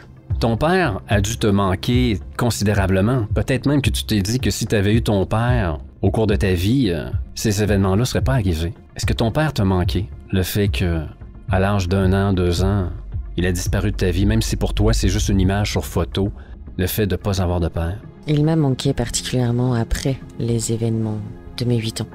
Là où j'avais ce besoin de protection que personne n'a pu m'offrir. C'est à ce moment-là que j'ai compris à quel point il avait manqué à ma vie. Et là, cet homme connaît des informations sur ton père. Donc oui, je peux comprendre le tiraillement entre frapper et écouter. Je reste au niveau de l'évier, me retourne vers lui et je cherche le torchon pour m'essuyer les mains. Et mes yeux tombent sur la poêle à frire que James vient de poser sur le côté. James suit ton regard. Je la fixe quelques instants, puis mon regard part vers James et nos yeux se croisent. Un petit moment de blanc où chacun se toise et chacun, j'imagine, réfléchit, envisage les mouvements de l'autre. Tous deux comprenant le dilemme dans ta tête. Je vais prendre un point d'inventaire pour avoir un dictaphone dans ma poche. Oh, elle se rassagit. Je croyais que t'allais sortir un bazooka. Un dictaphone. C'est mon dernier point d'inventaire, j'ai hésité entre le dictaphone et Le bazooka. et le pain de C4. Ah, plus subtil, Moira. Un dictaphone. Eh oui, ça fait très espionne. Agent secret du MI6. Oui, coche, c'était ton dernier point d'inventaire. Oui. Et dans le mouvement de m'essuyer les mains, je viens frotter mes mains encore humides sur mon jean. Je passe ma main très rapidement dans ma poche arrière et j'appuie sur le bouton enregistreur. C'est fait. Tu n'es pas en mesure de remporter cette victoire, Moira. Tu ne me connais plus depuis longtemps, James. J'ai changé, tu sais. Et moi, je ne suis pas là pour te nuire. Ah oui. Je prends mes précautions. Je sais à quel point tu peux être dangereuse. Désolé pour la drogue. Je réunis toutes mes forces et ma fierté pour m'appuyer contre cet évier. Les deux mains qui accrochent solidement le linteau de bois devant. Voyant les efforts que tu fais, James rapproche la chaise. Je mets un coup de pied dedans. Est-ce que tu peux avoir la tête dure? Pareil comme ton père. Ça l'a tué aussi. Les mâchoires serrées, la tête baissée et mes yeux qui ne font que fixer James. Ah, ça doit être dur à l'intérieur de Moira, hein? Oh oui. Je pense que j'ai des visions de moi lui sautant à la gorge. Lui fracassant le crâne sur le comptoir. Oh oui. Parle, j'ai vraiment pas beaucoup de temps. La photo, elle remonte à 1988. On était en mission en Chine, ton père et moi. Nos couvertures étaient celles d'entrepreneurs en construction pour un barrage. C'est là que nous avons fait la connaissance de Vladimir Petrov et commencé à vendre des infos à l'URSS. Agent double, c'est très payant, crois-moi, Moira. C'est là aussi que ton père est tombé amoureux. À cette époque, Il n'était pas aisé de fuir la Chine. Ton père ne voulait pas repartir sans ta mère. Richard Moore, qui était déjà un jeune chef d'antenne de l'Asie au MI6, nous a aidés à la sortir du pays. De retour ici, ton père, Moore et moi, on a commencé à établir notre réseau pour faire fuiter des informations sensibles aux Russes. Tout ça par l'entremise de Petrov. Là, t'as vraiment une sensation de faiblesse. Tu es tout proche de tomber. Je flanche un peu sur le côté et me rattrape et m'agrippe d'autant plus à l'évier. Tu es certaine que tu ne veux pas cette chaise? J'envisage une autre chaise que celle qu'il m'a proposée. L'orgueil de Moira. Oui. Je contourne la table difficilement. On va y aller avec un jet de robustesse. En même temps, ça va nous permettre de voir un peu comment tu combats un peu cette drogue. Ok. Et si tu arrives à... à montrer du panache et aller chercher ta chaise. Quand tu le décides, je suis Moira Jones! En robustesse. Je suis bonne en robustesse. Mais là, le défi, il est exceptionnel. Écoute, pour atteindre cette chaise par toi-même, 35% de chance d'y arriver. Ah, c'est rude. C'est très très rude, je le sais, mais c'est violent ce qui coule en toi. Oh non. 62. Raconte. J'envisage cette chaise à l'autre bout de la table. J'ai pas du tout envie d'accepter quoi que ce soit qui vient de lui. Je suis encore à ce stade où j'encaisse l'information. Je commence à en faire des déductions, mais j'ai pas encore accepté tout ce qu'il a à dire. Partagé entre l'incompréhension, la colère et cette sorte d'espoir quand on sent une terrible nouvelle arriver, de se dire que la fin va peut-être être différente de ce qu'on imagine. J'essaye de me décoller de l'évier pour regagner cette chaise où j'ai décidé de m'asseoir. Tout ton univers tangle. Et je m'écroule de tout mon long. J'entends les bruits déformés, comme distordus. Les grincements de pas de James qui approchent de ton visage. Moira, la même ténacité que ton père. Après ta naissance, tout a changé. Tu sens qu'il te caresse les cheveux. Je bouillonne. Il voulait tout arrêter. Arrêter de vendre des infos aux Russes. Moore a paniqué. Il a fait en sorte qu'il meure en mission en Ukraine. Et je savais qu'il ferait de même pour moi si je quittais le navire. À l'époque, il était mon patron, comme aujourd'hui.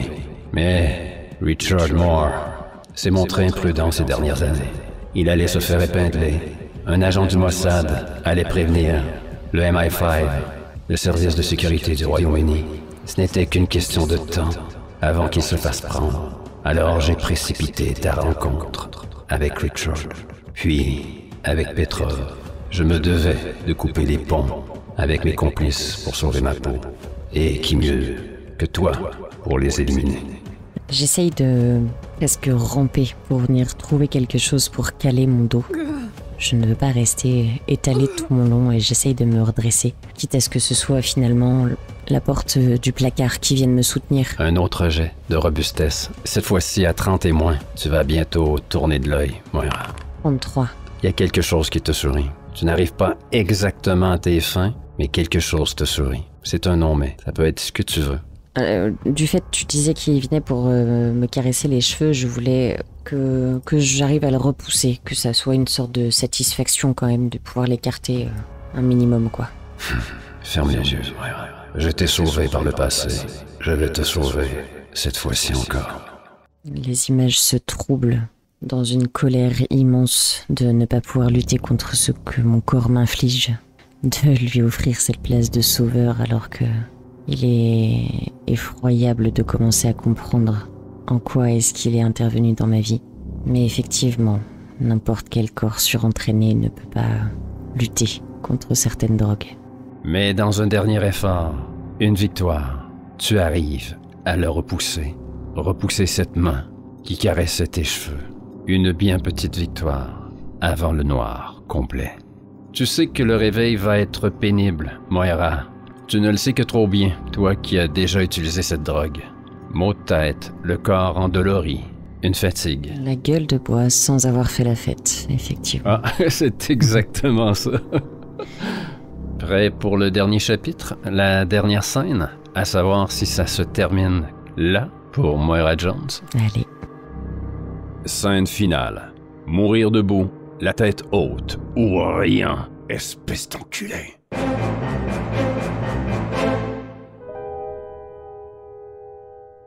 Tu te réveilles lentement, Moira, sentant ton corps être ballotté par une route bosselée de campagne. Tu te sens faible, effectivement. Tes chevilles et tes poignets sont ligotés.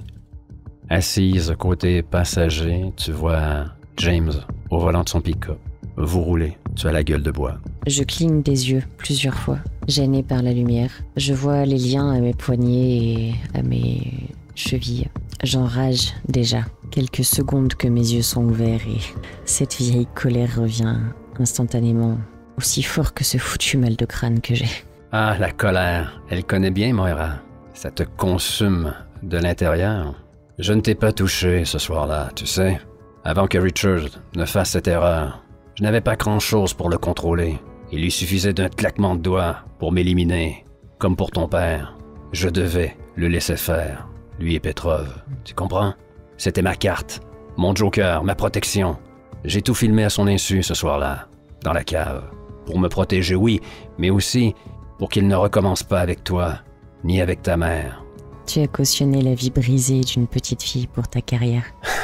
C'est ça, le résumé de ton histoire. Pour sauver ma vie, Moira, tu ne te rends pas compte à quel point Mort était influent. Et encore plus les dernières années, en étant le directeur du MI6. C'est grâce à ce soir-là, dans ce sous-sol, que j'ai pu éloigner Mort de ta famille pendant les 24 années qui ont suivi et faire en sorte qu'il vous oublie. Tu t'attends à quoi en me racontant tout ça? Tu penses que je vais te dire merci? On dirait presque que tu te présentes comme un héros. J'ai fait ce que j'ai pu. T'es un traître. Juste un traître. Ah, ça je peux pas le nier. Mais toi aussi maintenant. T'as vu ta gueule à la télé? Je ne t'ai pas trahi toi, je n'ai pas trahi des amitiés importantes. Tu es rentré dans ma vie, tu es venu pour, soi-disant, m'aider à travers ce que je ressentais et à travers ce que je passais. Tout ça, c'était que des mensonges. On est des espions. Notre vie est un mensonge. Une gamine de 8 ans allait se faire agresser. Et j'ai vu mon salut. Mais au moins j'ai eu le mérite ensuite d'éloigner Moore de ta famille. Ne t'accorde aucun mérite. Opportuniste de merde. Ne t'accorde aucun mérite sur ce que tu as fait. T'as juste essayé de racheter ta propre âme. Tu peux aller te faire foutre, James. Y a rien qui pardonne ce que t'as laissé faire. On sent que tu as une tête dure. Maintenant que tu es au MI6, j'aurais cru que t'aurais compris. Un bateau nous attend, à un petit quai non loin d'ici. On passe à l'est. Le SRV, l'agence de renseignement russe, nous attend. Là-bas, toi et moi, nous serons comme des héros. Déjà des légendes. Moi pour avoir fourni de précieux renseignements pendant 30 ans, et toi pour avoir déstabilisé le MI6 en décapitant sa tête. Donc, d'ici une dizaine de minutes, vous allez arriver sur le rivage de la mer du Nord, où une embarcation vous attend, Moira. Vas-tu passer à l'est, chez les Russes, avec James? Vas-tu te livrer aux mains de ces agents russes? Vas-tu passer à l'ennemi, trahir ton pays? Je réfléchis, parce qu'en même temps, mon pays entier veut ma mort, là, actuellement. Et j'en ai pas fini avec James. Oui, j'ai toujours mon petit dictaphone, normalement, dans ma poche, si j'ai pas été fouillé. En fait, la logique, Moira, voudrait que James ait pris la précaution de te fouiller. Là. C'est pas un bleu, là, contrairement aux agents que t'as croisés avant. Là. Mais attention, ça veut pas dire que t'as perdu cet atout-là. Ok. Mais pour l'instant, alors que tu fulmines de rage, ton regard se pose sur le tableau de bord. Et tu vois ton enregistreur coincé tout près du pare-brise, qui lui aussi se fait un peu balloter par cette route de campagne accidentée. Et merde. Tu croyais prendre un vieux loup comme moi? Un vieux loup obligé d'utiliser des drogues pour s'en sortir. C'est dans ta tête ou tu lui dis? Non, je lui dis. Quand on en arrive à ça, on est plus vieux que loup, James. Ne change pas, Moira. Ne change surtout pas. On en aura besoin pour ce qui nous attend. Pour ce qui t'attend, je ne vais nulle part avec toi, James. C'est ta seule porte de sortie. Tu es l'ennemi numéro 1 au pays. Je serre les dents en me disant que le pire, c'est qu'il a raison. Et ton salaire de misère au MI6, tu peux l'oublier. Je suis millionnaire. Je me suis fait des couilles en or pendant 30 ans. Alors le vieux loup va épouser la jeune biche? Non. Tu crois que c'est ça? T'es scandaleux. Je dis simplement que tu es hors du besoin et qu'on peut continuer à bosser pour les Russes. Je suis venu chez toi chercher de l'aide aujourd'hui. Tu es la seule personne auprès qui je suis venue chercher de l'aide. Quelle conne. Et mon aide, tu auras. Je t'offre une porte de sortie, Moira. Contrairement à toi et malgré ce que j'ai pu faire depuis 48 heures ici, je ne pactise pas avec les traîtres. Tu n'as pas le choix. T'en es rendu à ça. Devoir me droguer et m'attacher pour réussir à me contrôler. T'es vraiment devenu un moins que rien. Comment tu t'y serais prise avec toi, hein? Face à ton putain de caractère et cette colère qui bout en toi. Maintenant, tu vas bien te tenir. On prend ce bateau. Et oncle Sidney, qu'est-ce qu'il est devenu? Je l'ai sorti de l'équation. Qu'est-ce que tu crois? Tu vas pas me dire qu'il te manque, non? Tu vas pas m'attribuer tous les péchés du monde. Il manque à la liste de mes retrouvailles. Ben c'est fait. Il est enterré dans un trou. Et les 2 hommes qui t'ont agressé sont morts aussi. La page est tournée. Je monte en colère de plus en plus. Je ne supporte pas cette façon qu'il a Minimisé? de se positionner presque en sauveur de ça parce qu'il a soi-disant veillé sur les années après, alors qu'il a laissé ces hommes détruire ma vie. Je bouillonne de plus en plus. James est peut-être tombé dans le syndrome de l'espion, à savoir croire les personnages qu'il crée. Et du fait que je bouillonne à ce point-là, que je sois ligotée et que concrètement je ne puisse pas faire grand-chose de mes mains et mes jambes, commence à me rendre à moitié folle de rage. Et alors qu'il conduit, je vais me jeter sur le côté pour essayer d'aller le mordre dans le cou, au niveau de la carotide. Oh, c'est violent, ça. C'est très, très, très violent. Oui. C'est très violent et, mine de rien, c'est une situation très dangereuse pour James. Oui, et pour moi aussi. À 2 mains sur le volant, sur une route de campagne, à rouler comme il le fait, tu sautes dessus, même si t'es ligoté, lui aussi. En quelque sorte, il est ligoté au volant. Ça peut mal tourner, toute cette histoire. Je te donne le choix, là. Mêlée ou corps. Mêlée, excellente. Même si t'es ligoté, tu peux t'avérer très dangereuse pour lui. T'as un léger avantage. 65% de chance de réussite. Et si tu me prends un état émotionnel, et je crois que tu nous l'as bien démontré, cette colère depuis le début, qui pourrait venir peut-être te nuire pour d'autres décisions plus tard, ben ça t'octroie un 10%. Oui, c'est complètement légitime. La colère est clairement là. Est-ce que tu coches? Je coche.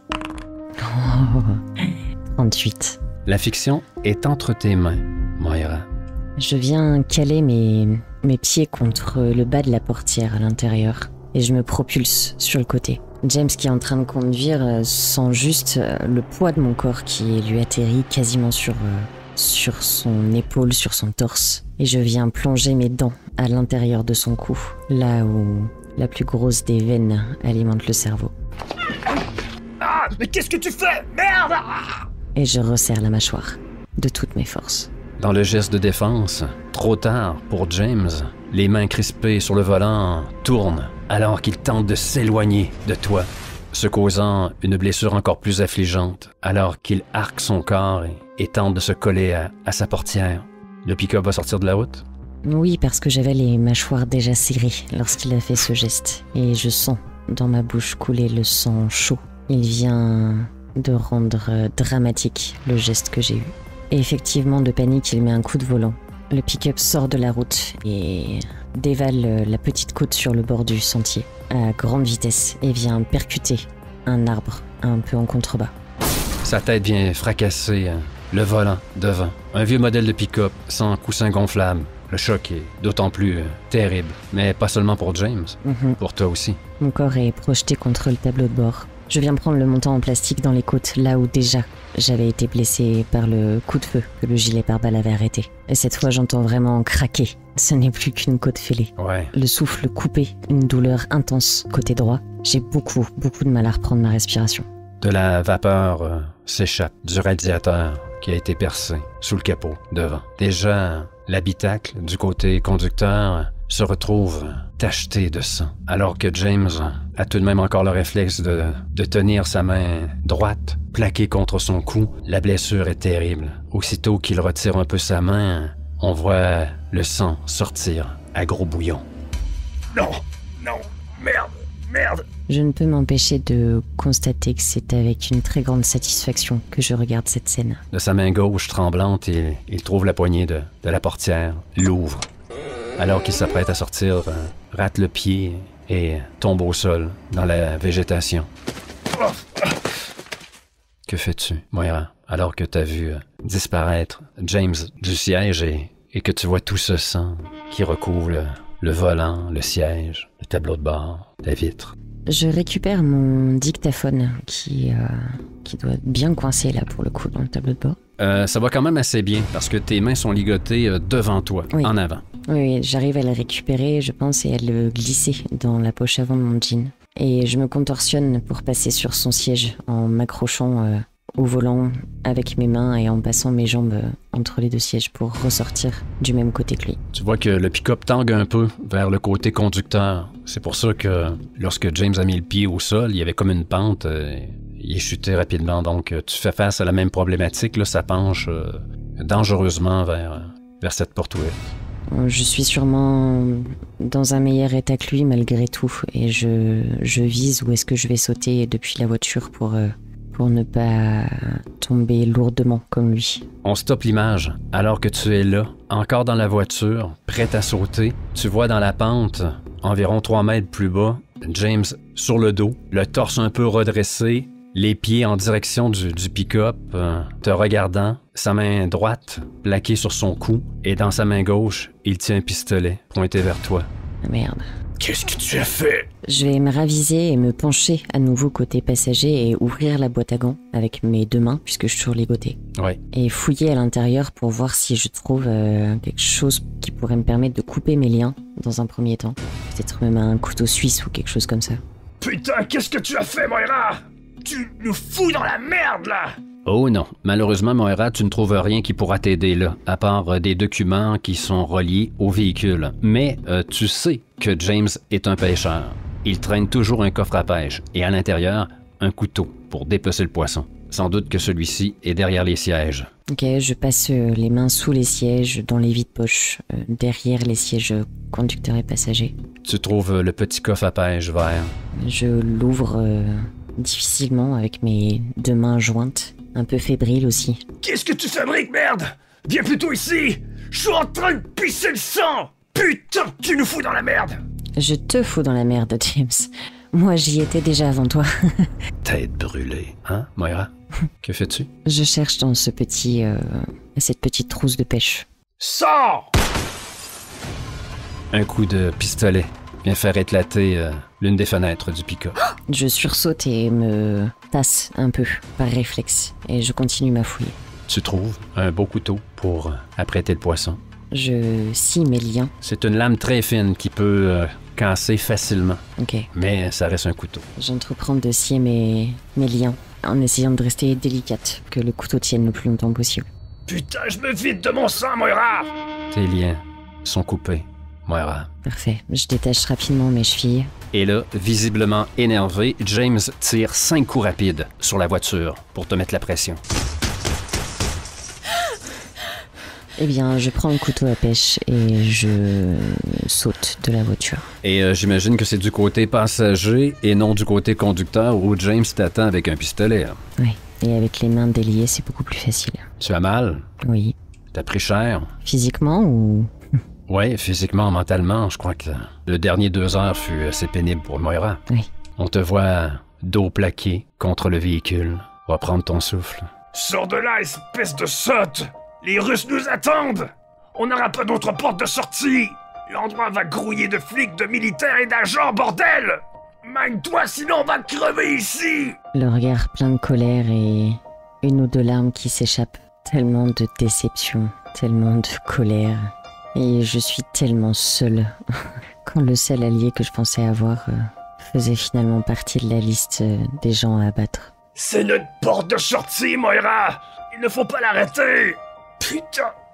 Je me vide de mon sang, bordel! Espèce de folle! Tu veux de l'aide, James?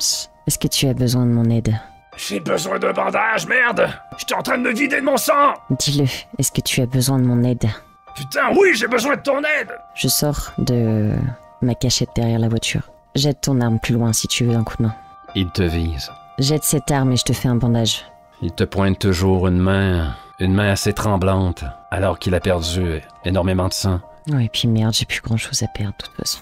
J'avance vers lui. Je range le couteau à l'arrière de mon jean et je vais à sa hauteur.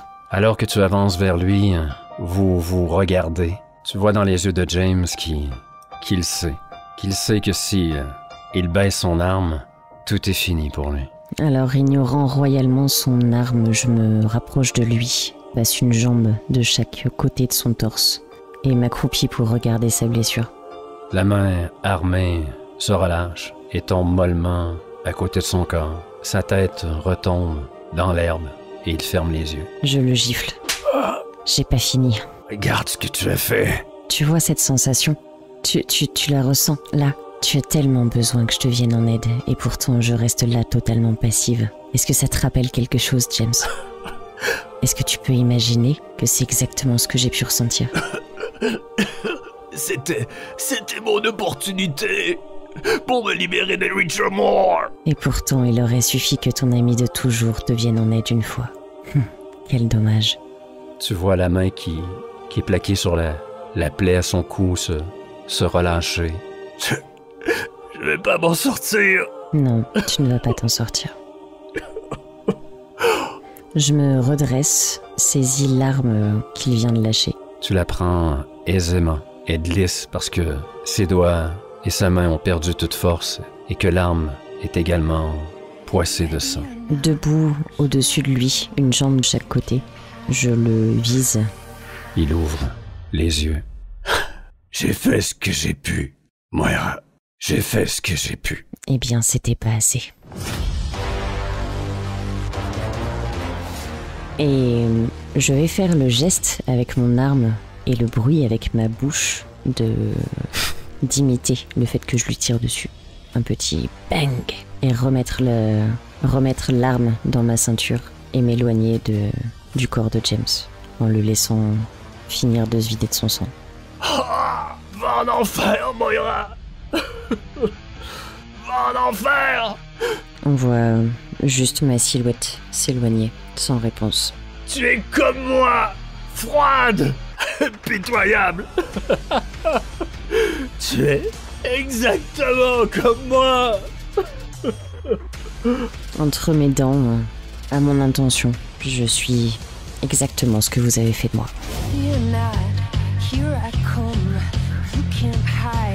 On entend encore quelques secondes les sanglots de James Sutherland, agent du MI6. Puis, plus rien. Alors que tu marches dans cette forêt, puis apparaît dans cette clairière, tu sais que tout est terminé. Et peut-être alors seulement, je m'arrête, m'assois sur le bord du chemin et laisse sortir de longs sanglots retenus depuis 24 longues années. On te voit sur une pierre, assise, ton visage dans tes mains, et pleurer comme un enfant, ce que tu t'étais refusé lorsque tu étais enfant. On voit ta main refermée sur un cellulaire, le S24, du regretté Z, ton ami hacker, lui aussi, qui a été victime de James, de sa froideur. Un message dans la boîte vocale. Que fais-tu? Je l'écoute. Une voix que tu connais, celle de Michael Cameron, le directeur des opérations terrain du MI6, l'homme qui te traque depuis quelques jours. Il était fort, ce Z, je dois bien l'avouer, mais nous avons quand même réussi à retrouver ce lien. Moira Jones, nous nous sommes trompés sur vous. Nous nous sommes tous trompés. Vous n'étiez pas l'ennemi. Vous étiez la seule à voir clair dans l'obscurité. En tuant Richard Moore, vous n'avez pas trahi le Royaume-Uni. Vous l'avez sauvé. En explorant chaque octet de la vie informatique de Moore, nous avons découvert qu'il était un traître, un agent double. Il vendait nos secrets aux Russes depuis des années. Et nous n'avons rien vu, aveuglés par son charisme, sa réputation et son masque.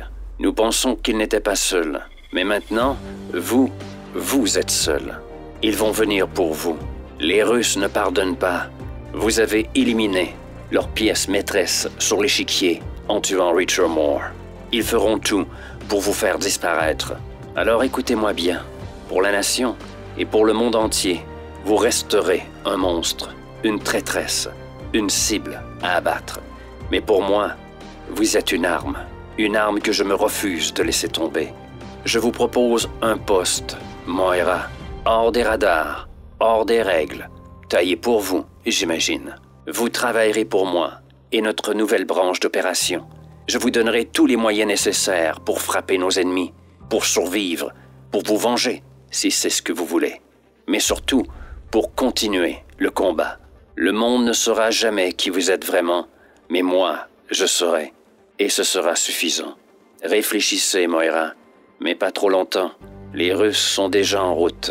Intégrer l'unité Phantom Corps n'est pas seulement votre seule chance de survie, mais aussi une opportunité. Je vous attends, double 033. La caméra recule et on me voit au milieu du chalet de James. Je raccroche le téléphone, le pose à côté de moi, glisse dans une enveloppe le dictaphone, referme l'enveloppe sur laquelle on peut voir le destinataire, Michael Cameron. Je propose de faire un cut, une coupure, et que l'on retrouve Moira pour voir la dernière image d'elle. Ok. On me retrouve dans une nouvelle voiture de location. L'enveloppe sur le siège passager à côté de moi. La musique poussée un peu fort. Tu passes une affiche qui signale la sortie de la limitation du village de Port Gordon. Un au revoir. J'esquisse un demi-sourire et j'accélère sur cette route, me disant que c'est certainement cette fois la dernière fois que je vois Port Gordon. Il ne faut jamais dire jamais, Moira. C'est vrai. Hier ne meurt jamais. La voiture arrive à une intersection. Je ralentis. La caméra sort du véhicule, montre une intersection, une route à droite, une route à gauche, et fondue au noir, seulement le bruit du clignotant qui se répète. C'est le chemin des possibilités. Une nouvelle vie s'offre à Moira Jones, soit au sein du Phantom Corps, ou soit une vie totalement nouvelle. C'est fait. On a raconté l'histoire de Moira. Ouf! Ouais, c'était bien, mais c'était lourd. La trahison totale. C'est ça. La trahison totale. La trahison. Terrible. Et t'as bien fait de pas suivre James, aller jusqu'au bateau russe, hein? Oui, je me serais fait descendre tout de suite. Oui. Bah oui. James, dans sa tête, on voit que James était comme parti sur son délire, hein, à se donner des rôles pendant toute sa vie, pendant plus de 40 ans. Certains d'être accueillis comme un héros parce qu'il a vendu des secrets pendant 30 ans aux Russes. Ouais. Non. Mais heureusement, ben écoute, t'as fait ton choix d'être une patriote, de ne pas trahir le Royaume-Uni. Ouais, je suis pas sûre que ce soit ce choix-là qui est primé, mais oui. Non, je pense que c'est la colère. Hein? Oui, clairement. Je choisis ma chaise. Madame choisit sa chaise. Ouais, tu t'es pété la gueule aussi. Ah non, mais en plus, c'était ta seule bouée, James. Ouais, terrible. Cette pauvre Moira. C'est quoi. terrible. Définitivement. C'est vraiment un départ à zéro, finalement, pour une Moira. C'est vraiment... Il n'y a plus rien, ouais, c'est ça. C'est faire table rase. C'est ça. Mais je lui souhaite de ne pas choisir cette voie. La main tendue de Cameron? Michael, ouais. Mm-hmm. Je lui souhaite d'avoir une petite vie calme au bord d'une cheminée à faire du tricot, tu vois, quelque chose comme ça. Ben écoute, c'est fait. On a raconté l'histoire de Moira. Ouais. Petit personnage qui est né de petites séances d'improvisation flashback. Ouais, et puis qui est devenue très très puissante. Enfin, je veux dire, à jouer vraiment, hein, voilà, je suis fatiguée, j'avoue. Moira me prend toute mon énergie à chaque fois. On va aller jouer à mon petit poney, ça va nous changer un peu les idées. On va aller vers de quoi de plus coloré. J'ai quelques scénars sous la manche, mais dans la manche, mais ça sera pas plus coloré. Hein. Ah, ok, ben écoute, merci de me préparer. Ben monsieur de bonne guerre, hein, on s'envoie l'appareil. Et voilà, c'est fait. Nous avons raconté l'histoire de Moira Jones. Hier ne meurt jamais. Un personnage qui était né dans une capsule à partir de 3 flashbacks improvisés et qui se terminait avec la mort du directeur du MI6. Une histoire qui n'était pas du tout destinée à avoir une suite, à se prolonger, mais il y a des personnages comme ça où on le sent. Le personnage veut vivre. Et chapeau bas à Jenny pour l'avoir fait vivre. Parce que, on va se le dire, là, j'ai pas été très doux. Hein? Peut-être que vous l'avez pas ressenti, mais la trahison de James, ouf, ça passait très très mal. Il n'y a pas photo, Moira avait vraiment une vie de merde et on lui souhaite le meilleur pour la suite. Elle le mérite.